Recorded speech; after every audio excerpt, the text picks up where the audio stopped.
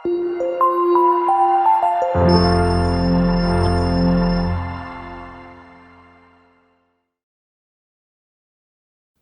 Tuhan. Pagi hari ini kita akan melihat kunci berkat yang kedua. Kita membuka Alkitab kita di dalam Injil Matius pasal 21. Injil Matius pasal 21 ayat 22. Injil Matius pasal 21 ayat 22. Begini firman Tuhan, saya bacakan bagi kita semua. Dan apa saja yang kamu minta dalam doa, dengan penuh kepercayaan, kamu akan menerimanya. Efesus pasal 3,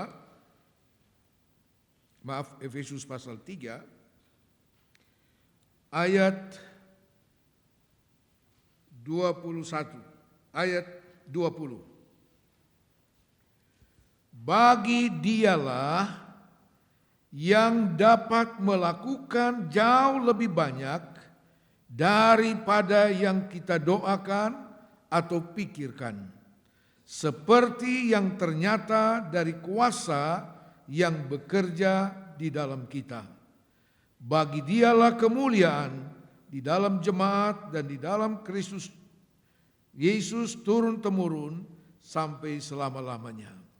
Dalam terjemahan lama, kata dia dapat melakukan, dalam terjemahan lama Alkitab kita disebut dia berkuasa mengadakan, melakukan lebih banyak dari yang kita doakan. Puji Tuhan. Ya. Kunci berkat, kunci untuk diberkati, saudara, Alkitab katakan adalah doa. Ya. Bahkan dalam surat Yakobus, ya, pasal 4 ayat yang kedua, coba kita lihat sebentar. Yakobus pasal 2,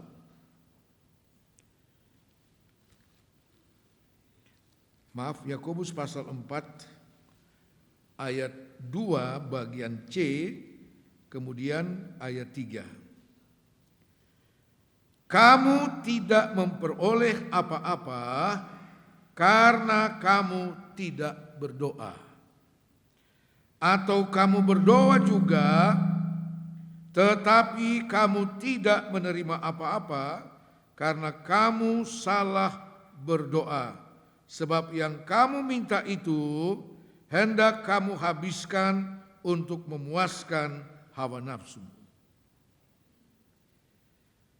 Kamu tidak memperoleh apa-apa karena kamu tidak berdoa. Jelas dan tegas firman Tuhan. Doa adalah kunci untuk diberkati, untuk memperoleh apa yang kita minta kepada Tuhan. Tuhan Yesus memberi jaminan dalam Injil Matius pasal 21 tadi. Ya. Apa saja yang kamu minta dalam doa dengan penuh kepercayaan, maka kamu akan menerima. Seberapa besar yang kita akan terima dari Tuhan, surat Efesus katakan, oh bagi dia yang berkuasa melakukan lebih banyak dari yang kita doakan dan yang kita pikirkan. Jelas firman Tuhan. Doa adalah kunci untuk diberkati. Saya percaya kita semua mau dan ingin diberkati Tuhan dalam segala hal. Dalam segala hal kita mau diberkati Tuhan. Nah, mari saudara-saudara, kita akan melihat berkat apa saja yang kita peroleh ketika kita berdoa kepada Tuhan. Yang pertama, kita melihat dalam kitab Raja-Raja yang kedua, pasal 20. Kitab Raja-Raja yang kedua, pasal 20.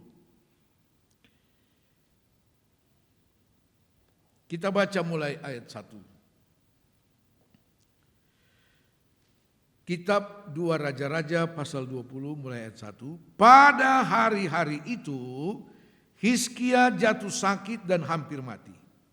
Lalu datanglah Nabi Yesaya bin Amos dan berkata kepadanya, beginilah firman Tuhan, sampaikanlah pesan terakhir kepada keluargamu, sebab engkau akan mati, tidak akan sembuh lagi. Lalu Hizkia memalingkan mukanya ke arah dinding dan ia berdoa kepada Tuhan. Ah Tuhan, ingatlah kiranya bahwa aku telah hidup di hadapan-Mu dengan setia dan dengan tulus hati, dan bahwa aku telah melakukan apa yang baik di mata-Mu. Kemudian menangislah Hizkia dengan sangat.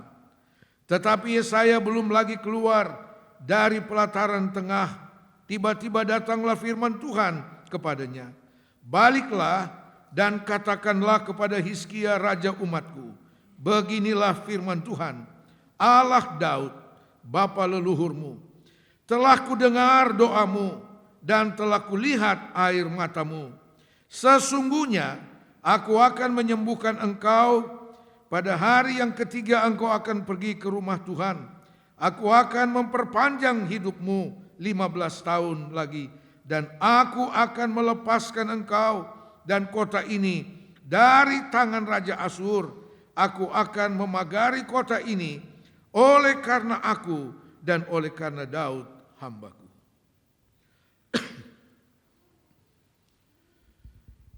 Tuhan berkuasa melakukan lebih banyak dari yang kita doakan. Pengalaman dari seorang Raja Hizkia, saudara. Cerita yang sudah berulang kali kita dengar dari firman Tuhan, yang seharusnya kita teladani. Ya. Dikatakan pada hari-hari itu Hizkia jatuh sakit. Pada hari-hari yang mana? Pasal sebelumnya dikatakan Yerusalem dan Yehuda dikepung oleh Raja Asyur untuk dikalahkan, untuk dihancurkan dengan kekuatan yang luar biasa secara manusia. Nah, keadaan inilah yang membuat Hizkia kemudian jatuh sakit. Sebab dia tidak mau menyerah begitu saja. Sudah ada pesan dari Raja Asyur yang disampaikan, saudara-saudara, kepada Hizkia dan seluruh rakyat di Yerusalem, supaya engkau menyerah saja. Tidak ada guna bertahan, apalagi melawan. Tidak ada guna. Bangsa-bangsa kafir pun sudah dikalahkan. Dan tidak ada Allah yang sanggup membela bangsanya dari serangan Raja Asyur. Saudara-saudara, apakah Hizkia menyerah? Tidak. Dan karena tekanan ini, dia jatuh sakit. Saudara-saudara, dalam keadaan sakit itu, rupanya umur Hizkia pun sudah sampai, sudah genap. Ya. Maka Tuhan suruh Nabi Yesaya yang juga merupakan gembala dari Hizkia pada waktu itu, supaya memberitahu kepada Hizkia, tinggalkan pesan, hari ini engkau akan mati dan tidak sembuh lagi. Saudara-saudara sekalian, Yesus katakan, apa saja yang kamu minta, dengan penuh kepercayaan dalam doamu, kamu akan menerima. Ya. Hizkia tidak tersinggung dan dia tidak sakit hati dengan ucapan Nabi Yesaya. Sebab Yesaya hanya menyampaikan apa yang Tuhan suruh. Ya. Saudara, jangan marah saya kalau saudara tidak suka dengan firman Tuhan. Saya hanya disuruh Tuhan untuk menyampaikan. Katakan amin. Ya. Kalau saudara marah, marah yang di atas. Ya. Hizkia begitu Yesaya keluar dari kamarnya, dia balik badan ke dinding, dia menangis dan dia berseru kepada Tuhan. Dia berdoa, Tuhan, tidakkah engkau ingat, aku sudah hidup dengan ketulusan hati di hadapan. Aku sudah melakukan apa yang baik di matamu. Apa yang didoakan oleh Hizkia? Jelas yang dia doakan adalah minta kesembuhan dari Tuhan. Dia minta kesembuhan dari sakitnya. Saudara-saudara, tetapi Tuhan katakan, Hizkia, aku sudah mendengar doamu dan melihat air matamu. Biasa bapak-bapak itu susah sekali menangis. Ya. Dalam doa susah. Susah keluar air mata. Dia cuma menangis kalau proyeknya gagal.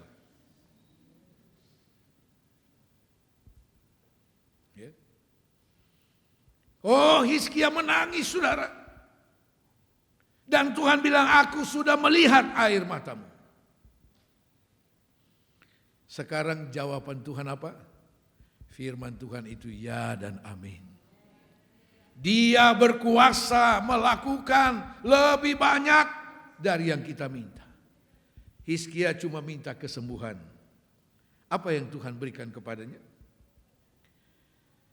Saudara-saudara, dikatakan di sini bahwa engkau akan sembuh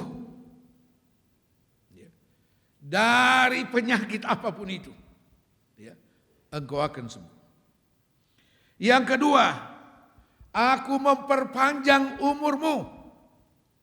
Sebenarnya sudah genap, sudah selesai.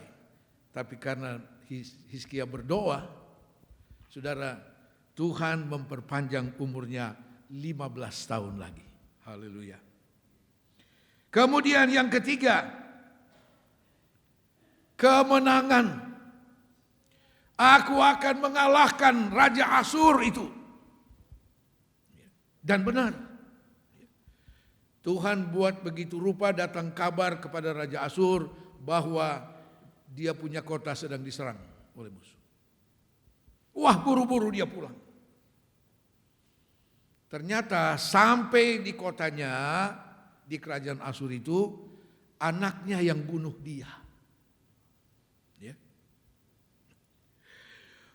Saudara, kemenangan dari Tuhan luar biasa. Hizkia tidak perlu berperang langsung dengan Raja Asyur.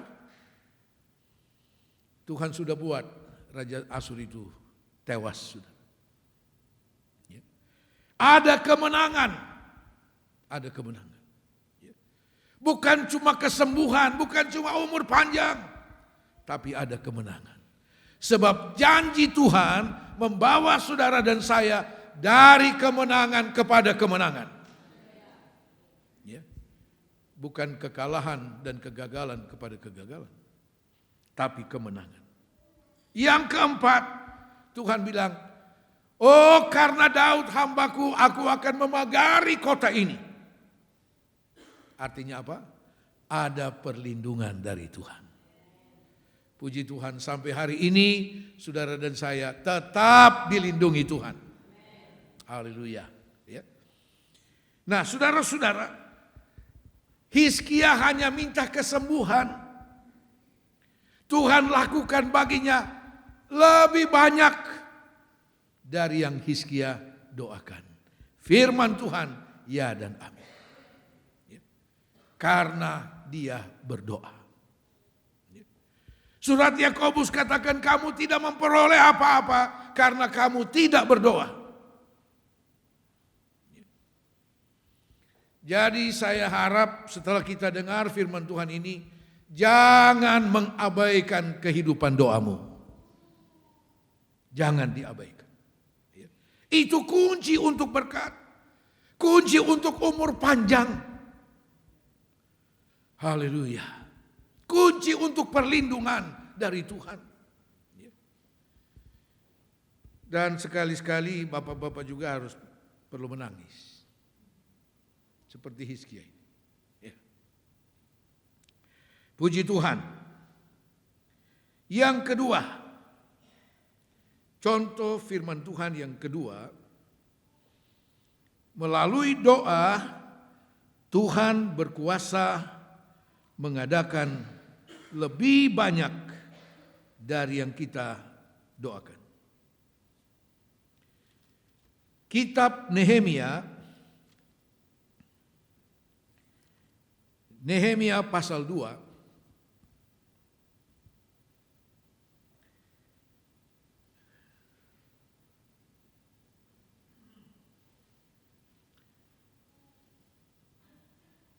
ayat 4 mulai.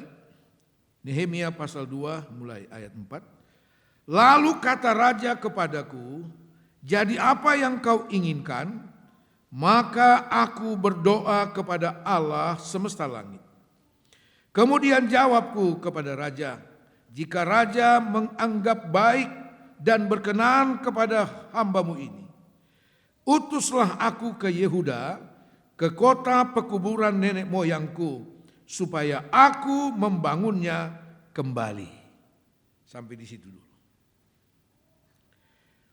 Pasal 2 ini, saudara, didahului dengan pasal 1 di mana Nehemia mendapat kunjungan dari saudara-saudaranya.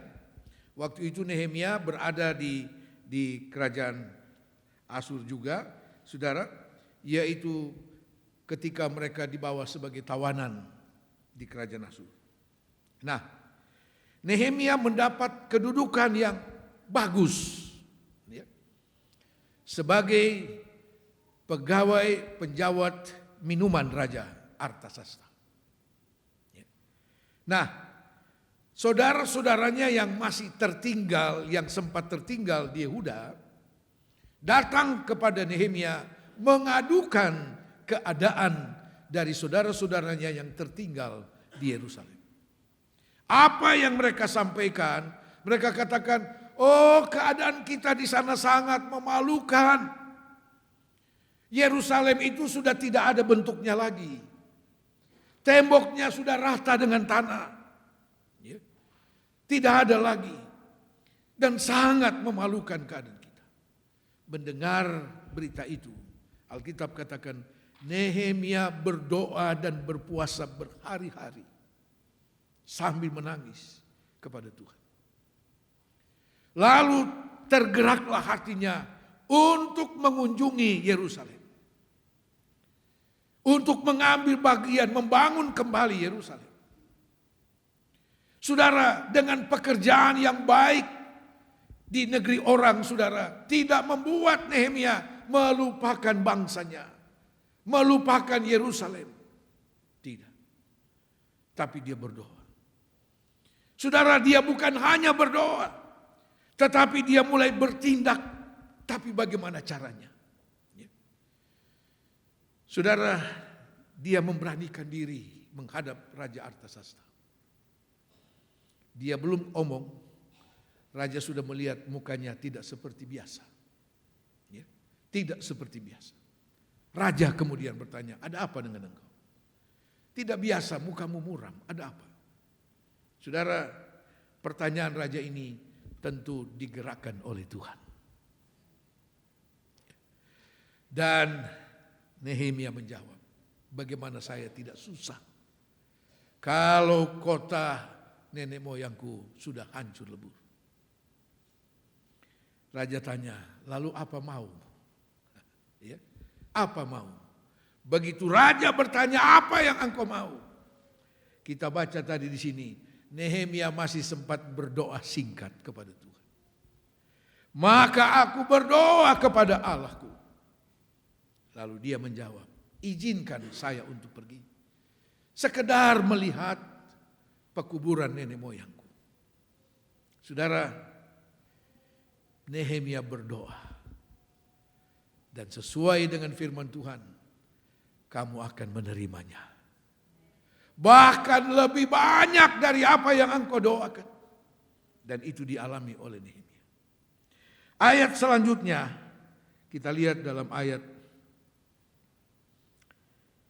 5, kemudian jawabku kepada raja, jika raja menganggap baik dan berkenan kepada hambamu ini, utuslah aku ke Yehuda, ke kota pekuburan nenek moyangku, supaya aku membangunnya kembali.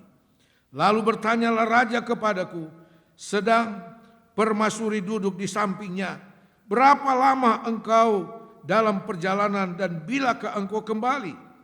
Dan raja berkenan mengutus aku, sesudah aku menyebut suatu jangka waktu kepadanya.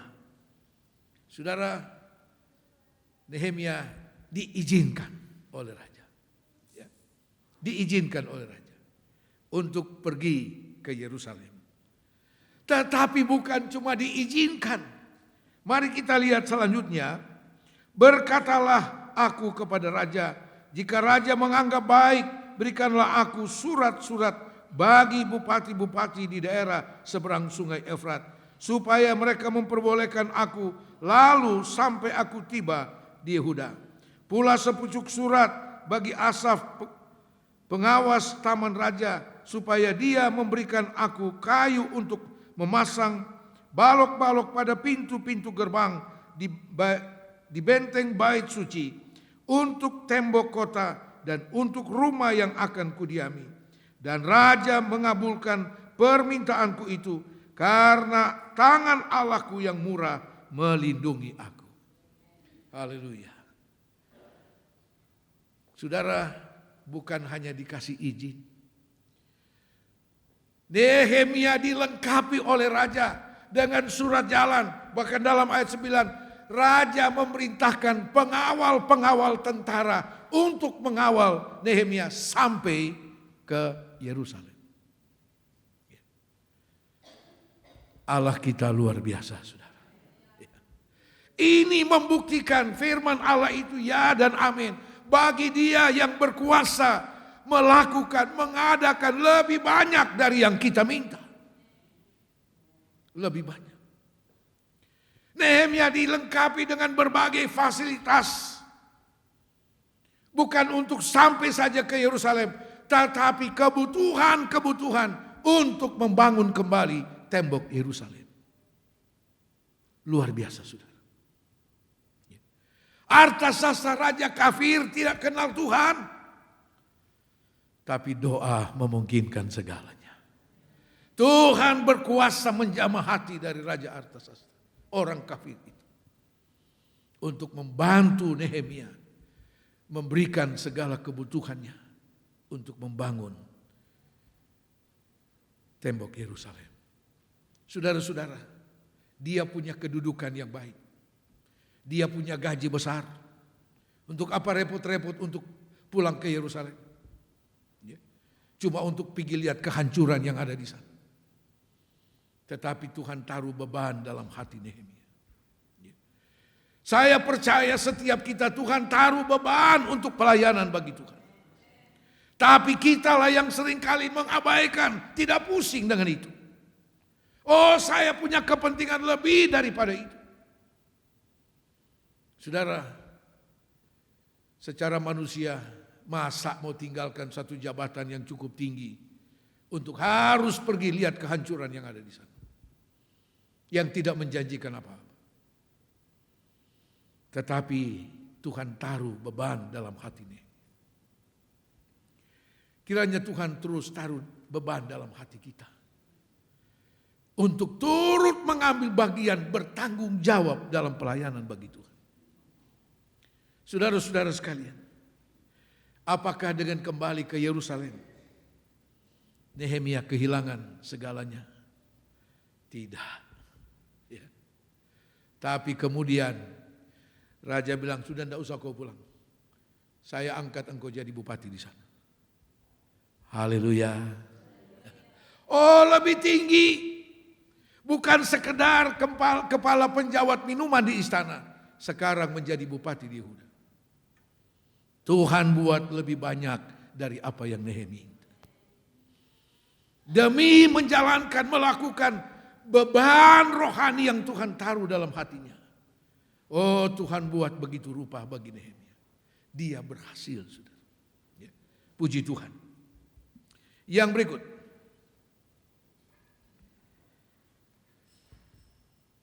Doa memungkinkan segala sesuatu sesuai dengan firman Tuhan.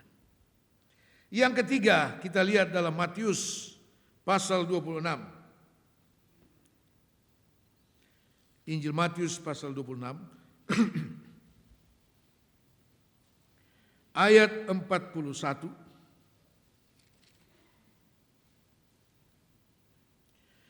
Berjaga-jagalah dan berdoalah, supaya kamu jangan jatuh ke dalam pencobaan. Roh memang penurut, tetapi daging lemah. Ya. Saudara-saudara, Yesus ingatkan kepada murid-muridnya ketika ada di Taman Getsemani.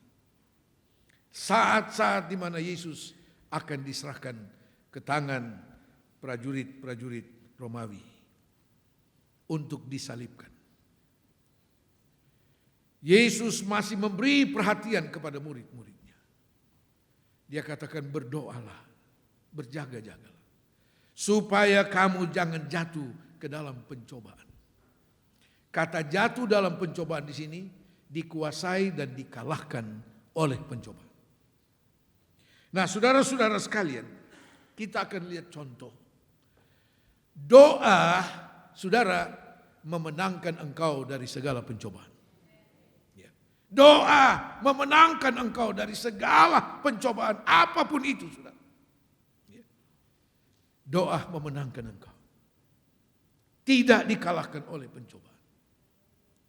Saudara, mari kita lihat contoh itu dalam Daniel pasal 2. Kitab Daniel pasal 2.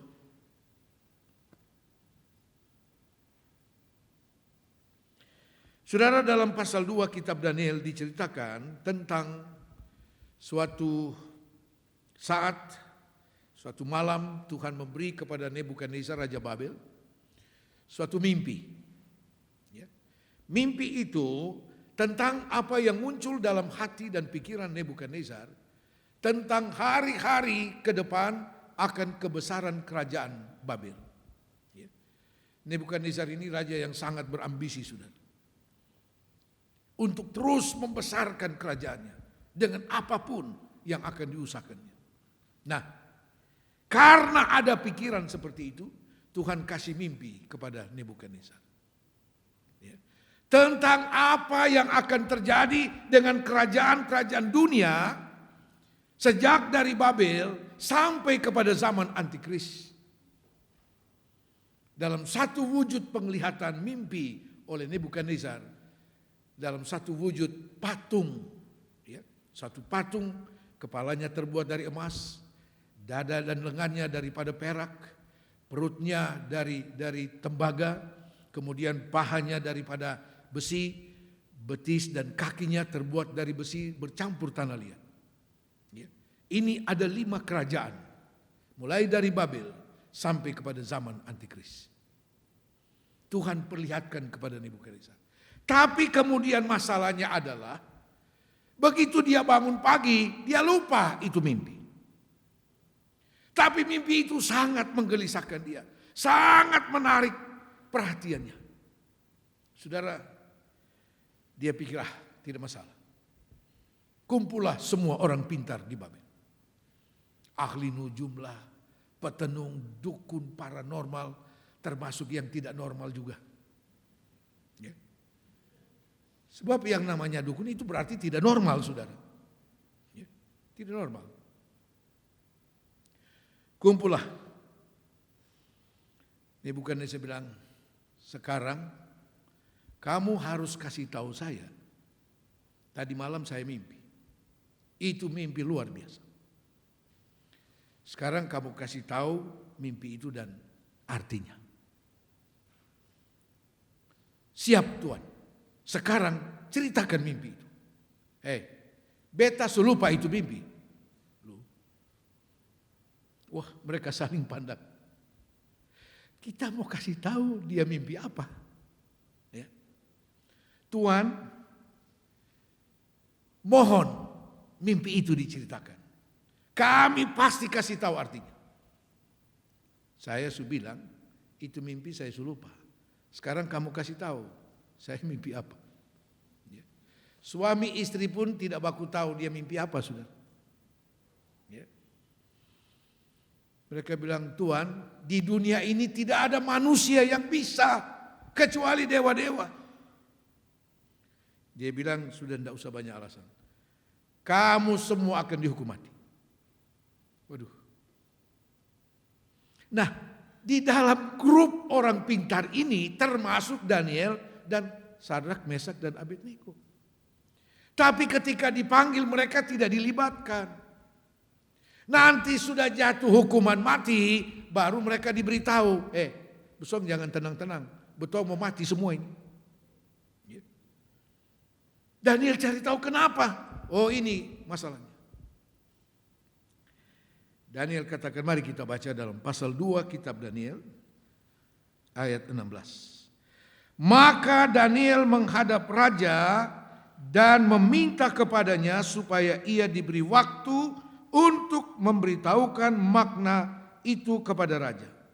Kemudian dipanggillah Daniel dan memberitahukan hal itu kepada Hanania, Misael dan Azaria, teman-temannya, dengan maksud supaya mereka memohon kasih sayang kepada Allah semesta langit mengenai rahasia itu, supaya Daniel dan teman-temannya jangan dilenyapkan bersama-sama orang-orang bijaksana yang lain di Babel.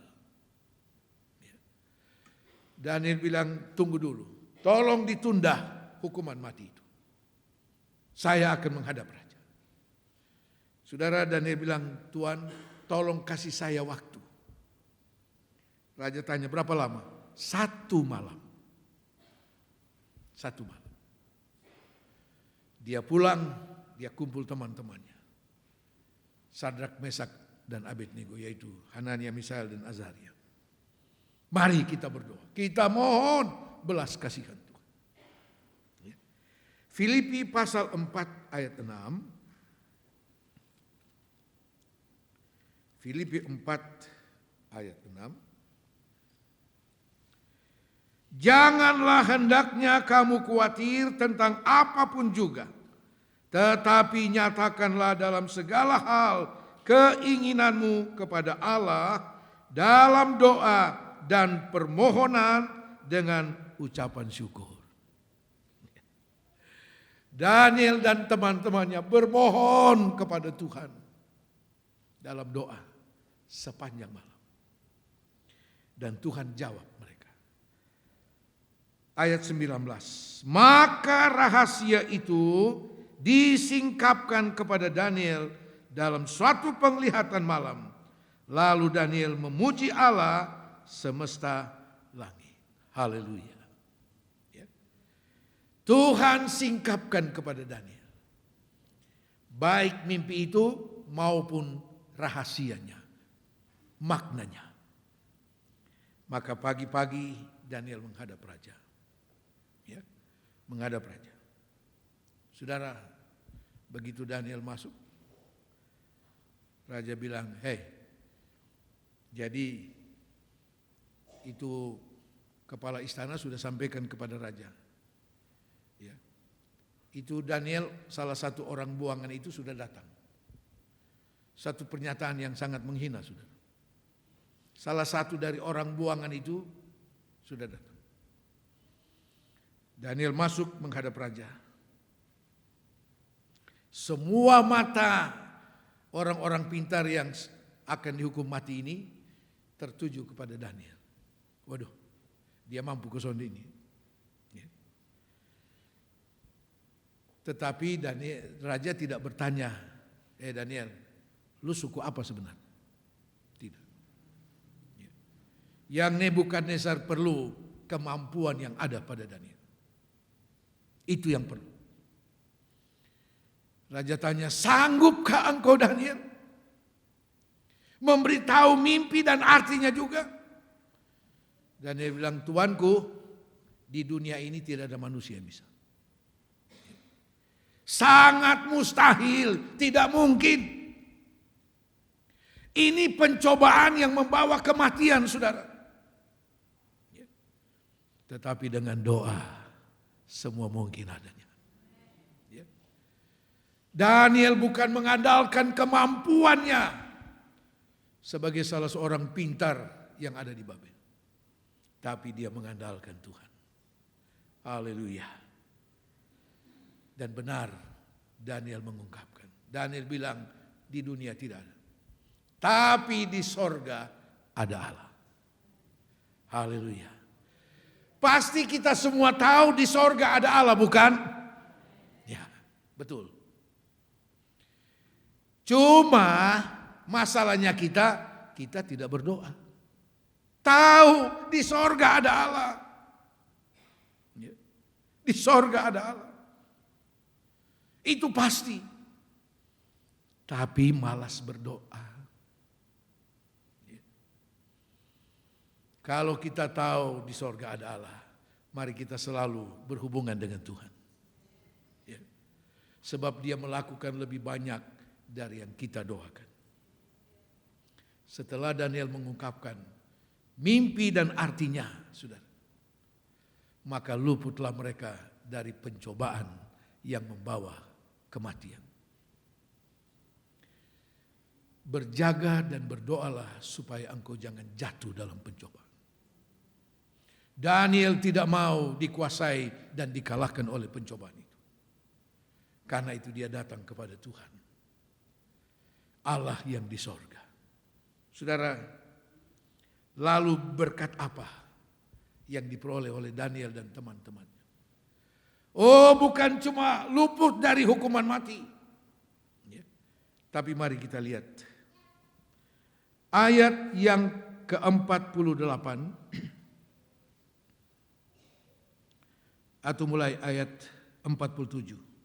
Berkatalah raja kepada Daniel, sesungguhnya lah Allahmu itu Allah yang mengatasi segala ilah dan yang berkuasa atas segala raja dan yang menyingkapkan rahasia-rahasia, sebab engkau telah dapat menyingkapkan rahasia itu. Lalu raja memuliakan Daniel, dianugerahinya lah dengan banyak pemberian yang besar, dan dibuatnya dia menjadi penguasa atas seluruh wilayah Babel dan menjadi kepala semua orang bijaksana di Babel. Atas permintaan Daniel, raja menyerahkan pemerintahan wilayah Babel itu kepada Sadrak, Mesak dan Abednego, sedang Daniel sendiri tinggal di istana. Haleluya. Saudara, doa adalah kunci berkat. Bahkan ketika engkau menghadapi pencobaan yang resikonya adalah kematian. Tapi ketika engkau berdoa, Tuhan beri kemenangan. Tuhan beri kemenangan. Lebih dari itu, saudara, Daniel diberi banyak pemberian besar. Tidak diperinci apa saja pemberian itu. Tapi kepada Daniel dipercayakan menjadi penguasa di Babel. Luar biasa, saudara. Firman Allah, ya dan amin. Sekarang yang terakhir, bagaimana sikap kita dalam hal berdoa? Sikap yang diperlukan dalam hal kita berdoa, yang pertama adalah kesungguhan. Kesungguhan hati. Yakobus 5 ayat 17-18 di sana dikatakan, Elia itu manusia biasa sama dengan kita. Tapi dia telah bersungguh-sungguh berdoa supaya hujan jangan turun atas bangsa Israel. Dan dia juga telah bersungguh-sungguh berdoa supaya hujan itu turun kembali. Dan Tuhan dengar, Tuhan lakukan. Ya. Sikap yang harus kita punya dalam hal kita berdoa, harus ada kesungguhan hati. Bersungguh-sungguh, saudara. Bersungguh-sungguh dalam berdoa. Bukan asal berdoa. Bukan. Bersungguh-sungguh. Memberi waktu untuk berdoa. Yang kedua, dalam ayat pokok kita tadi, Yesus katakan, kalau kita minta di dalam doa dengan kepercayaan penuh, maka engkau akan menerima. Sikap kita dengan kepercayaan penuh kepada Tuhan. Jangan pernah ada alternatif lain. Percaya penuh kepada Tuhan. Kepada Tuhan yang satu-satunya bisa menjawab setiap permintaan doa kita. Katakan amin. Dan engkau akan melihat bahwa apa yang engkau minta, Tuhan berkuasa mengadakan lebih banyak dari yang engkau minta. Sesuai dengan firman Tuhan yang kita sudah pelajari pagi hari ini. Katakan amin. Tuhan Yesus memberkati. Kita bangkit berdiri. Haleluya.